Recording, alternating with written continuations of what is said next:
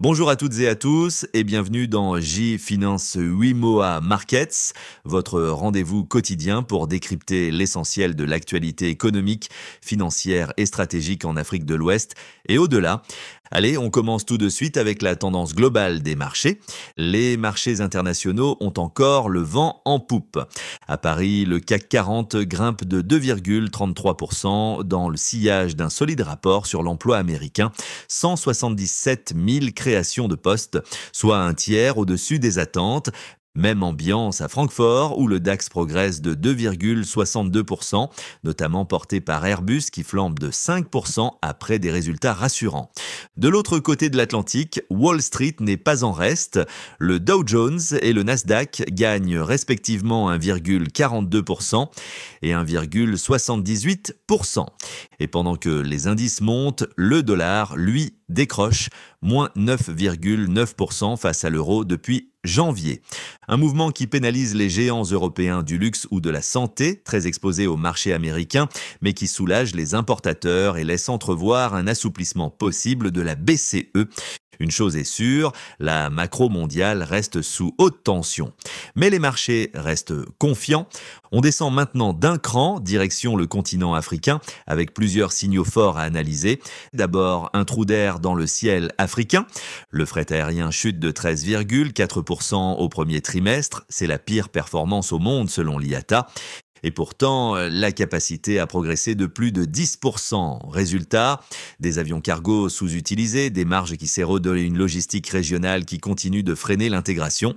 Raison principale, le commerce intra-africain tourne encore au ralenti, tandis que la demande extérieure, notamment en Europe et en Chine, reste faiblarde.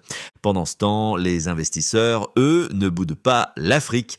Un rapport récent montre que 54% des fonds d'investissement considèrent l'Afrique comme le marché émergent le plus prometteur en 2025.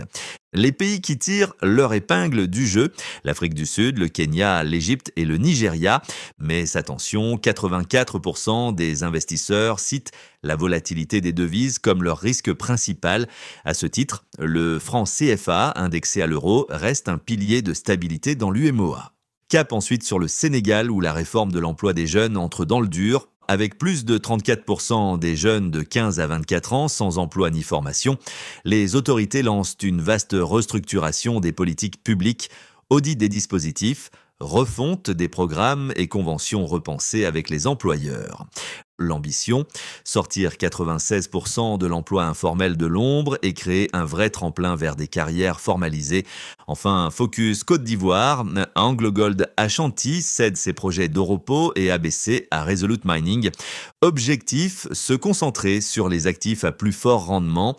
Mais pour Abidjan, c'est peut-être une belle opportunité d'attirer de nouveaux acteurs miniers plus agiles. Et pendant que les grandes manœuvres se jouent sous terre, une révolution numérique décolle au Niger. Starlink arrive officiellement dans les zones rurales, ouvrant l'accès à l'Internet haut débit par satellite, une avancée majeure pour l'éducation, la santé, l'e-commerce et l'inclusion. Place maintenant à la BRVM, où la séance d'hier a été particulièrement active. L'indice BRVM Composite gagne 0,85%. Même performance pour le BRVM 30, tandis que le BRVM Prestige s'adjuge 0,37%, porté par Unilever et Sonatel. Côté volume, on note un net rebond, plus d'1 milliard de CFA échangés sur 305 000 titres, soit plus de 109% par rapport à la veille. Par secteur, la tendance reste claire. La consommation de base continue de dominer avec un plus 25,70% depuis janvier. Merci Unilever et Nestlé. Les services financiers grimpent à plus 11,88% grâce au flux sur BOA. En revanche, l'énergie recule fortement, moins 4,40% sur la séance, plombée par Total CI, moins 7,48%. Top 3 du jour, Tract Afrique CI en tête avec plus 7,49%, suivi de Uniwax CI plus 7,14%. Et Unilever CI, plus 7,06%. Flop du jour, Total CI, donc en nette baisse. Cerver CI perd 2,86% Et Phil Tisac, malgré sa belle performance depuis janvier, plus 70%, subit une prise de bénéfices. Et à l'agenda, plusieurs rendez-vous importants. Le 9 mai, double cotation des obligations d'État du Mali et les dividendes arrivent. BCCI versera 944 francs CFA le 23 mai. Enfin, saluons deux acteurs du marché, CGF Bourse, élu meilleur SGI au BRVM Awards 2025, et Sika Finance, une fois encore récompensé pour la qualité de son information financière. Bravo à eux. Merci de nous avoir suivis sur J-Finance Umoa Markets. Pensez à vous abonner, à partager et on se retrouve lundi prochain pour un nouveau brief éclairé.